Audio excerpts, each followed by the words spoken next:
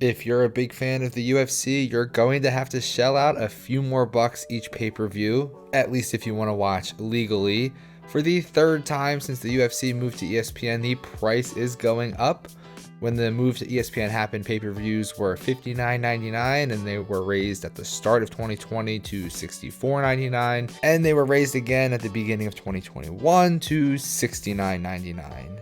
Now, one UFC pay-per-view is going to set you back $74.99. If they keep this up, we'll be paying around $100 each card in about 5 years, and all indications to me are that they are going to keep this up.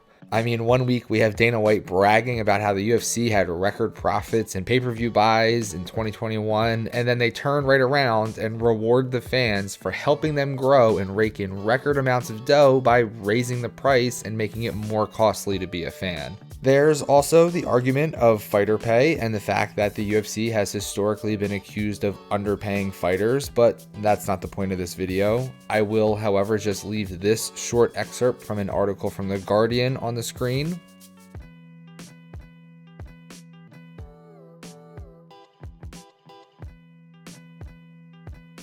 Like I said, not the point of this video, but that sucks. Moving on. I also find it super annoying and a little insulting in a way that the UFC forces us to go through 2 paywalls to get their pay-per-views. If you want to buy a pay-per-view, you need to have ESPN Plus. To have ESPN Plus, you need to pay a subscription for that.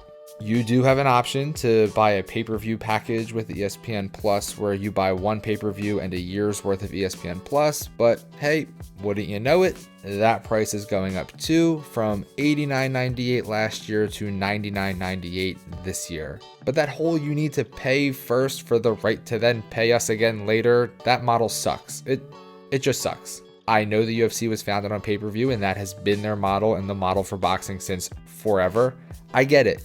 The UFC isn't like hockey or baseball or football or basketball where you can watch the whole season from start to end, including the championship, without having to pay more than you do for your regular TV package. But the model of charging a large price for a pay-per-view made sense when the UFC was doing like 5 events a year. There were 13 pay-per-views in 2021. Even at the previous price, if you wanted to watch every single pay-per-view, you'd have to pay almost $1,000 a year just to be a fight fan.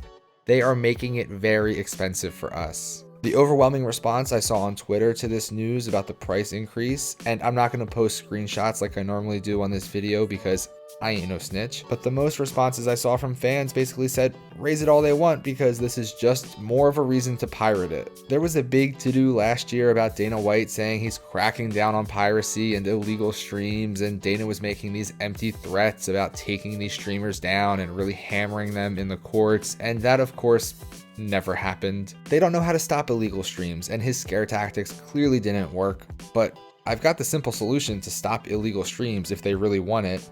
Lower the price of the events. People will be more likely to watch every event and pay for it if it's not going to cost them $1,000 a year to do so. The idea that you can combat illegal streams while at the same time raising the prices so the real customer has to pay more is just ridiculous. That will never work. If you want to raise the prices, that's fine. Go ahead. You're just going to have to accept the fact that people are going to stream it illegally.